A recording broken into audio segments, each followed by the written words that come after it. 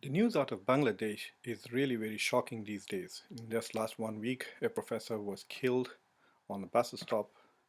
Two activists of the LGBT community were hacked to death, and news such as this, that bloggers and other secular activists have been killed and beaten to death, etc., are constantly coming in from Bangladesh. It's very, very shocking. Not many people have thought of Bangladesh as a model, but for many years I have considered Bangladesh as a model for the rest of the Muslim world to emulate. For example, Bangladesh, which is perhaps one of the youngest Muslim countries in the world, born in 1971, was born as a liberal democracy. Bangladesh has debunked many of the political science theories and ideological positions that many people hold. For example, some Muslims and many Western scholars had argued for a long time that Islam and democracy was incompatible, and the fact that Bangladesh was a Muslim democracy tended to counter that claim.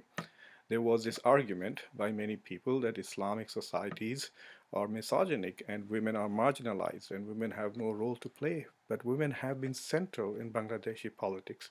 There have been elections in Bangladesh where no matter who gets elected, a woman will be head of the government. And so Bangladesh debunked that idea also, that women in Muslim societies are powerless and on the margins. There are those who argued that democracy can only thrive in societies which are prosperous and have healthy middle classes.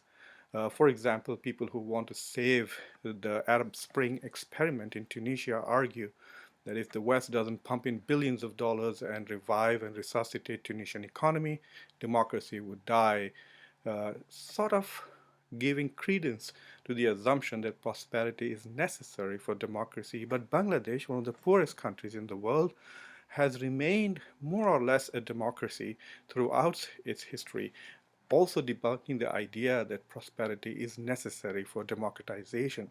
So, in that sense, Bangladesh was a model. It debunked the notions of women's marginality, it debunked the notions of the relationship between prosperity and democracy. It also showed that Muslims are capable of establishing not just democracies but pluralistic democracies. The religious tensions between the minority Hindus, who are about 10 to 12% of Bangladesh, and the majority Muslims are not as exaggerated.